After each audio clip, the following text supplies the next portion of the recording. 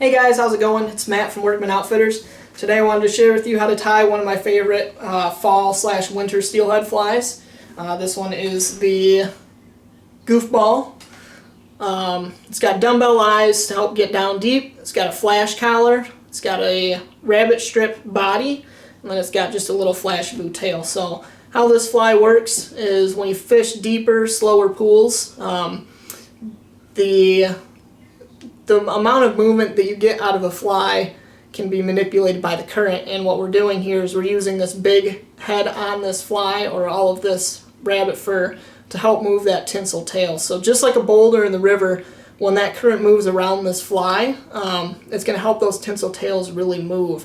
So when you're fishing cooler water or clear water, those fish tend to be a little bit more lethargic, and you want to drop down in profile size and give them a little bit more movement than you would normally get. So when you use your standard swing flies and stuff like that, it's with a tougher material or too much material. When you get to slow deep pools, it can be hard for that material to actually move the way that it would move in fast water, like a fast walking speed water or the water we'd find steelhead in the very beginning of the run. So instead of the heads of the run, they're more towards the tail ends or down in the deep pools if you get winter fish. So this is a great way to get down to them and still incorporate a lot of movement without using fast water. So that can be key to enticing some of these fish to bite. Not to say that there aren't days where a bigger, bulkier fly will produce, especially when you get really cold winter days and that water does pop up a couple degrees. Depending on where you're fishing, I mean, the sunlight can move fish around quite a bit. I mean, sometimes you see them sunning themselves on the inside of sandbars, and you'll get 5 or 6 steelhead just potted up there sunning themselves, and they can be a little bit more willing to move for a fly. But for the most part, when you get your cold, clear water days, I mean, visibility's down 10 feet, this fly can really save you on those days and make the difference between a day with no tugs and a day with some tugs. So I'm going to walk through how to tie this fly. I'll show you what you need for this fly. So I'll start with the body. Body, we're going to use mini rabbit strip in olive. I'm going to wrap that around the shank. I'm going to use silver flashaboo, ice dub in olive brown color, 5.5 millimeter dumbbell eyes. For a shank to tie on, we're going to use a number 4 streamer hook. And that's about 1 1/8 long. I just used the shank, so I'll cut the hook off right there where my thumb and pointer finger are. I'll show you how to do that in the video too. Any shank will work for this fly, as long as you've got the length, maybe 1 inch, 1.1 somewhere in there. We're using a number 6 octopus hook for the hook. And for our hook loop on this fly, we're going to use 30-pound braid. This one just happens to be a spool of Power Pro. Power Pro just seems to be a little bit of a thicker braid. You can use wire, monofilament, whatever you like, but I just prefer to use the thicker braid just because it's, I don't know, it has a little bit more movement and the fish seem to be pegged a little bit. I've found with the monofilament sometimes that fly can actually slide up that loop and the wire can sometimes be too stiff, and I find that my fibers will wrap around it and not actually kick the way I want them to. So I find that the braided line, the thicker braided lines, I mean, they stay in a loop pretty good. You can kind of move that around so it doesn't roll as easy as some of the other more pliable braids and stuff like that. So that's what I use for line. Don't mean to get too much into detail, but I'm a detailed guy, so details matter to me. But we'll show you how to tie this fly. I'll get the camera zoomed into the actual fly, and yeah, we'll have a good time tying and give you guys another weapon in your arsenal in fishing steelhead. So we'll get right to it. I'll get everything set up and go from there. Alright guys, so we're zoomed right into our vise here. I'm going to show you guys how to tie the goof ball. So what we're going to do is we're going to start out with your shank of choice. This is a number 4 streamer hook.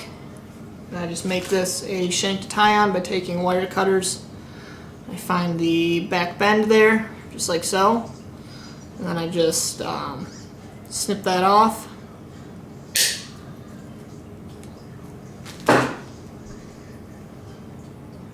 And now there's our shank, so we've got a nice little shank to tie on. Put that into the vise real quick. So there we go, our shank's in the vise. Get my thread all set up here. Start right up here towards the top.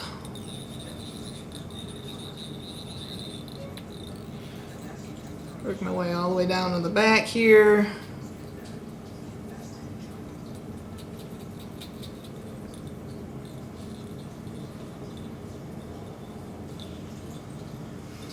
Almost to the back, then we'll snip our extra off.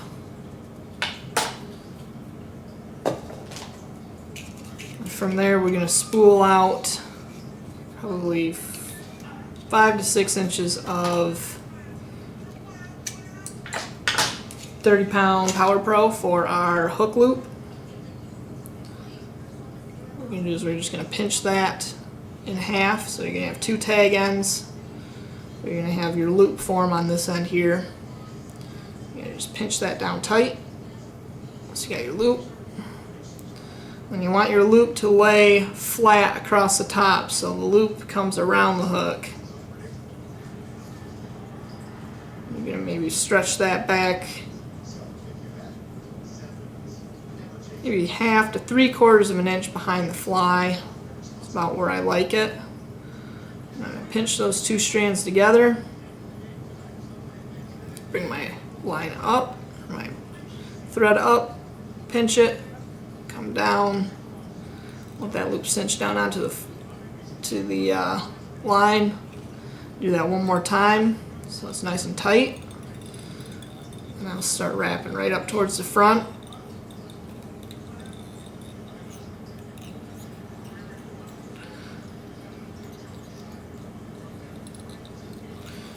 Straighten those tag ends out a couple times. I'll loop around the hook a little bit there.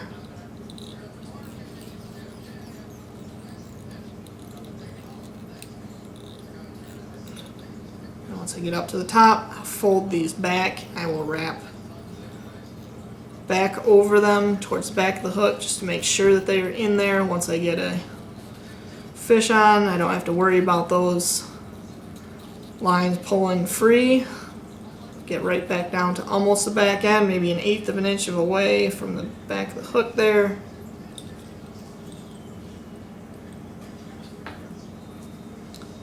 And I'll nip those off. Cover up the tag ends. I'm going to grab our flash boo.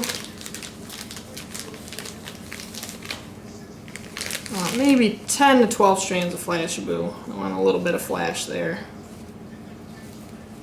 So that's what those fish are coming after. It's going to be your tail.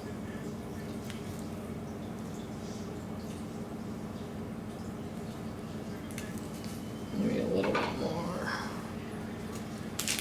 I'm going to make this one a little flashier, so this is more like 12 to 15. I'm just going to tie in a nice clump there. Tight, come up to the top, cinch it down, do one more because that's a little bit more flash there. You can slide around a little bit.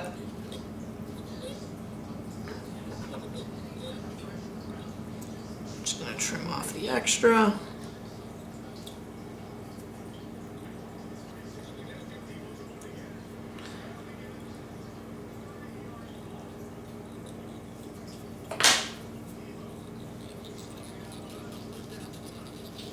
That's tied in real good.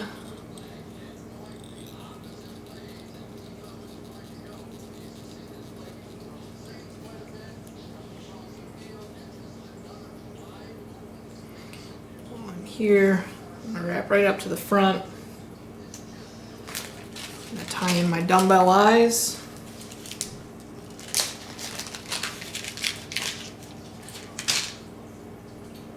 So again, these ones are 5.5 mils.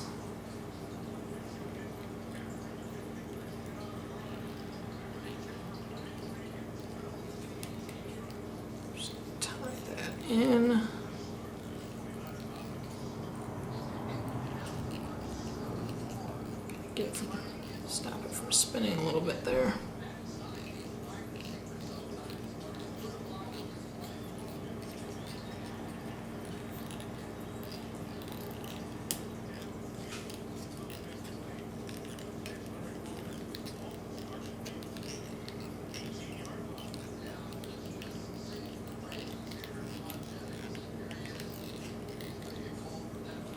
Alright, so now that's all tied in. That dumbbell's not going anywhere.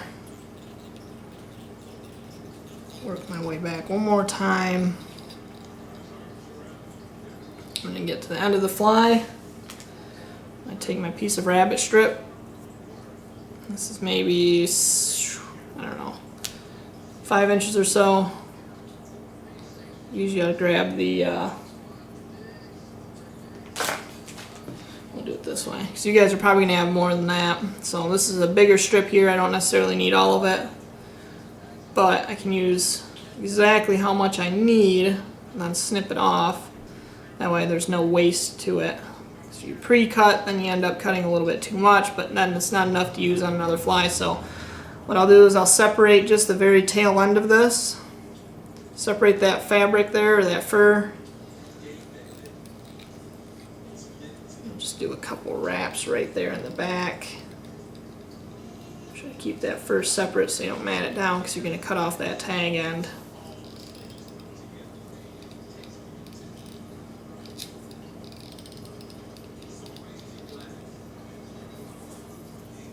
Once you get a few wraps in, it's nice and tight. You're going to bring it right up to the front. Right back behind those dumbbell eyes. Before you start wrapping, you can come back here. You can trim off any extra that you got. So took that little nub off. And then you're going to take that rabbit strip, you're going to wrap it around your fly. As you wrap, you're going to just tuck that rabbit fur back towards the tail end of the fly. That way you're not wrapping over hair that's already down, because you don't want the hair to fold forward. You want it all to coast back or comb over to the back there. You're going to wrap right up to the dumbbell. Once you get tight to the dumbbell, you're going to take your thread, you're going to tie that rabbit strip in.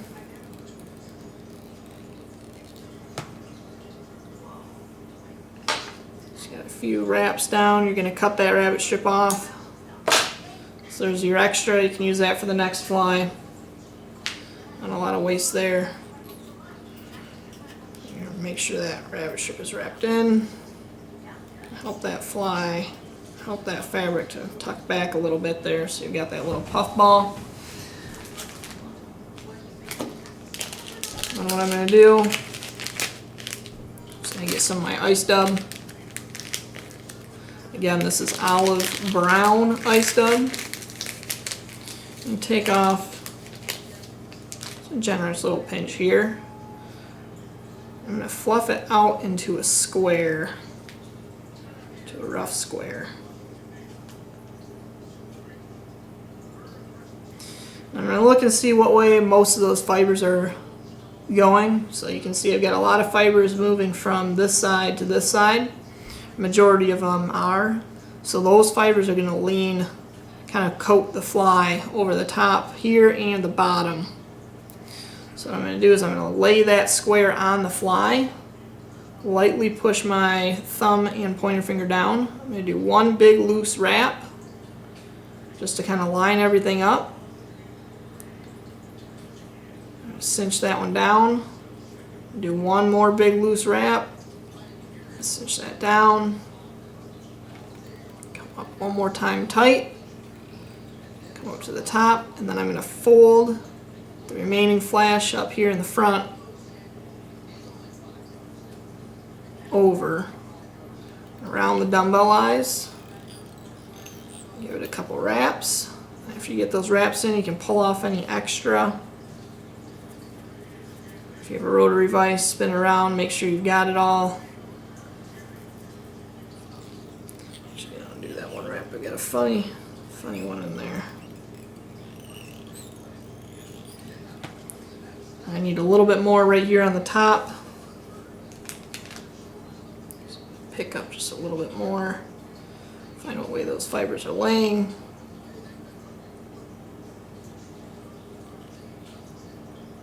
Come up, over, lay a loose wrap, make sure they're all laying the way I want. I'm going to tuck that extra back over. If I like it. I'm going to throw on 4 or 5 more wraps. Give it a good look. I'm going to tie off using my whip finish. I guess mine is just a series of overhand knots. I twist 4 or 5 times around just the finger. And just cinch that knot up tight. And just snip off the extra.